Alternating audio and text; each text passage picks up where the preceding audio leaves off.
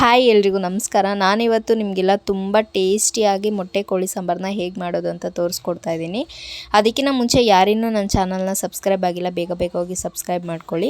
First ಮೊದಲಿಗೆ ನಾನಿಲ್ಲಿ ಮಸಾಲೆಗೆ ಏನೇನು ಬೇಕು ಅನ್ನೋದನ್ನ ತೋರಿಸ್ತಾ ಇದ್ದೀನಿ. 1 ಮೀಡಿಯಮ್ ಸೈಜ್ ಟೊಮೊಟೊ ತೊಗೊಂಡಿದ್ದೀನಿ, ನಾನು ಕಟ್ ಮಾಡಿ ಇಟ್ಕೊಂಡಿದ್ದೀನಿ. 1 ಇಡೀ ಆಗೋಷ್ಟು ಕೊತ್ತಂಬರಿ ಸೊಪ್ಪು, 1 ಮೀಡಿಯಮ್ ಸೈಜ್ ಇರೋ ಬೆಳ್ಳುಳ್ಳಿನ ಬಿಡಿಸಿಟ್ಕೊಂಡಿದ್ದೀನಿ ನಾನು, ನೋಡ್ತಾ ಇರ್ಬೋದು. 1 ಇಡೀ ಆಗೋಷ್ಟು ಕಡಲೆ ತೊಗೊಂಡಿದ್ದೀನಿ. 2 ಮೀಡಿಯಮ್ ಸೈಜ್ ಈರುಳ್ಳಿನ ದಪ್ಪಗೆ ಕಟ್ ಮಾಡಿದ್ದೀನಿ, ಮಸಾಲೆಗೆ ರುಬ್ಕೋಬೇಕಲ್ಲ, ಸೊ ಅದಕ್ಕೆ. 10 ಹಸಿರು ಮೆಣಸಿನ್ಕಾಯಿ ತೊಗೊಂಡಿದ್ದೀನಿ. 3 ಚಕ್ಕೆ, 3 ಕಾಳು ಮೆಣಸು, 3 ಲವಂಗ ತೊಗೊಂಡಿದ್ದೀನಿ. ಮಸಾಲೆ ಜಾಸ್ತಿ ಆದರೆ ಚೆನ್ನಾಗಿರಲ್ಲ. 1 ಹೋಳು ತೆಂಗಿನಕಾಯಿ ತೊಗೊಂಡಿದ್ದೀನಿ. ಫಸ್ಟು ಒಗ್ಗರಣೆ ಮಾಡ್ಕೊಂಬಿಡೋಣ. ಚಿಕನ್ನ ಒಗ್ಗರಣೆ ಮಾಡಿಕೊಂಡು ಕುಕ್ಕರಲ್ಲಿ ಕೂಗಿಸ್ಕೊಂಬಿಡೋಣ. ಅದಾದಮೇಲೆ ಮಸಾಲೆ ಹಾಕಿದ್ರೆ ತುಂಬ ಟೇಸ್ಟಾಗಿರುತ್ತೆ. 1 ಚಿಕ್ಕ ಗ್ಲಾಸಲ್ಲಿ ಅರ್ಧ ಗ್ಲಾಸಷ್ಟು ಆಯಲ್ ಹಾಕ್ಕೊತಾ ಇದ್ದೀನಿ ನಾನು ಒಗ್ಗರಣೆಗೆ. ಸ್ವಲ್ಪ ಬಿಸಿ ಆದಮೇಲೆ 1 ದಪ್ಪದು ಈರುಳ್ಳಿ ಕಟ್ ಮಾಡಿ ಇಟ್ಕೊಂಡಿದ್ದೀನಿ ಒಗ್ಗರಣೆ ಮಾಡ್ಕೊಳ್ಳೋದಕ್ಕೋಸ್ಕರ. ಅದನ್ನು ಎಣ್ಣೆಗೆ ಹಾಕಿ ಚೆನ್ನಾಗಿ ಬಾಡಿಸ್ಕೊಳ್ಳೋಣ. ಬಾಡಿಸ್ಕೊಂಡಾದ್ಮೇಲೆ ನೋಡ್ತಿರ್ಬೋದು ಎಣ್ಣೆಯಲ್ಲಿ ಸ್ವಲ್ಪ ಫ್ರೈ ಆಗ್ತಾಯಿದೆ. ಸ್ವಲ್ಪ ಈರುಳ್ಳಿ ಬಾಡಾದಮೇಲೆ, ಹಸಿ ಸ್ಮೆಲ್ ಹೋದಾದ್ಮೇಲೆ ಅದಕ್ಕೆ ಶುಂಠಿ ಬೆಳ್ಳುಳ್ಳಿ ಪೇಸ್ಟ್ ಹಾಕ್ಕೊತಾ ಇದ್ದೀನಿ ನಾನು. 1-2 ಸ್ಪೂನ್ ಆಗೋಷ್ಟು ಹಾಕ್ಕೊಂಡ್ರೆ ಸಾಕು. ನಾನು 5 ರೂಪೀಸ್ ಪ್ಯಾಕೆಟ್ ಬರುತ್ತಲ್ಲ, ಅದು ಫುಲ್ ಹಾಕಿದ್ದೀನಿ. ಅದನ್ನು ಹಾಕ್ಕೊಂಡು ಚೆನ್ನಾಗಿ ಮಿಕ್ಸ್ ಮಾಡ್ಕೊಳ್ಳೋಣ. ಮಿಕ್ಸ್ ಆದಮೇಲೆ ನಾನು ಅದಕ್ಕೆ ಅರ್ಧ ಟೇಬಲ್ ಸ್ಪೂನಷ್ಟು ಅರಿಶಿನ ಪುಡಿ ಹಾಕ್ತಾಯಿದ್ದೀನಿ. ಅದನ್ನು ಎಣ್ಣೆಯಲ್ಲಿ ಮಿಕ್ಸ್ ಮಾಡ್ಕೊಳ್ಳೋಣ ಎಲ್ಲ ಈರುಳ್ಳಿ ಜೊತೆ ಎಲ್ಲ.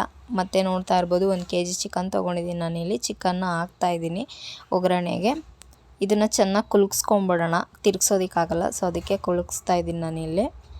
ನನಗಿದು ಕುಕ್ಕರ್ ಸ್ವಲ್ಪ ಚಿಕ್ಕ ಆಗಿಬಿಡ್ತು, ಬೇರೆ ಕುಕ್ಕರ್ಗೆ ಶಿಫ್ಟ್ ಮಾಡ್ಕೊಂಡಿದ್ದೀನಿ. ಅದಕ್ಕೋಸ್ಕರ ಬೇರೆ ಕುಕ್ಕರ್ಗೆ ಹಾಕ್ಕೊಂಡು ಇದನ್ನು 4 ಗ್ಲಾಸ್ ನೀರು ಹಾಕ್ಸ್ಕೊಂಡು ಕೂಗಿಸ್ಕೊಂಬಿಡೋಣ. ಜಾಸ್ತಿ ನೀರು ಹಾಕಿದ್ರೆ ಚೆನ್ನಾಗಿರಲ್ಲ, ಆಮೇಲೆ ನೀರು ಆಗಿಬಿಡುತ್ತೆ. ಮಸಾಲೆ ಹಾಕಾದ್ಮೇಲೆ ಬೇಕಂದರೆ ನಮ್ಗೆ ಎಷ್ಟು ಬೇಕೋ ಅಷ್ಟು ನೀರು ಹಾಕ್ಕೋಬೋದು.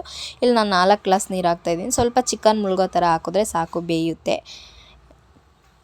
ನೋಡ್ತಿರ್ಬೋದು 4 ಗ್ಲಾಸ್ ಹಾಕ್ತೆ. ಕುಕ್ಕರ್ ಮುಚ್ಚಳ ಹಾಕಿ ಇವಾಗ ಕೂಗಿಸ್ಕೊಂಬಿಡೋಣ. 7-8 ಕೂಗಿಸಿದ್ರೆ ಚಿಕನ್ ಚೆನ್ನಾಗಿ ಬೆಂದಿರುತ್ತೆ. ಕುಕ್ಕರ್ ಬೇಯಿಸ್ಕೊಳ್ಳೋಕ್ಕಿಂತ ಮುಂಚೆ ಮಸಾಲೆ ರೆಡಿ ಮಾಡ್ಕೊಂಬಿಡೋಣ. ಮಸಾಲೆಗೆ ಏನು ಬೇಕು ಅವ ಫಸ್ಟೇ ತೋರಿಸಿದ್ದೆ, ನಾನು ಅದು ರುಬ್ಬಿದ್ದೀನಿ. ನೋಡ್ತಿರ್ಬೋದು ಈ ಥರ ಸಣ್ಣಕ್ಕೆ ರುಬ್ಕೊಂಡಿದ್ದೀನಿ.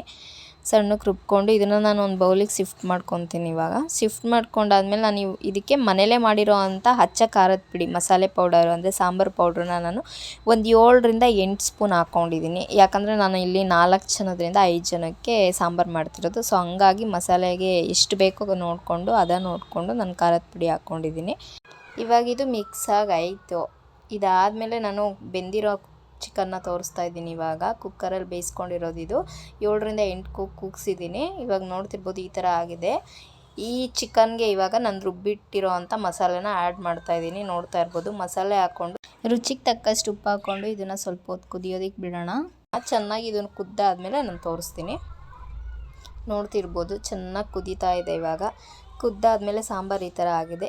ನೋಡಿದ್ರಲ್ಲ, ತುಂಬ ಈಸಿಯಾಗಿ ಕ್ವಿಕ್ಕಾಗಿ ಮಾಡೋ ಅಂಥ ಸಾಂಬಾರು ಇದು. ಬೇಗ ಬೇಗ ಹೋಗಿ ನೀವು ಕೂಡ ಮಾಡಿ ಟೇಸ್ಟ್ ಮಾಡಿ ನನಗೆ ಕಮೆಂಟ್ ಬಾಕ್ಸಲ್ಲಿ ಕಮೆಂಟ್ ತಿಳಿಸಿ. Thank you.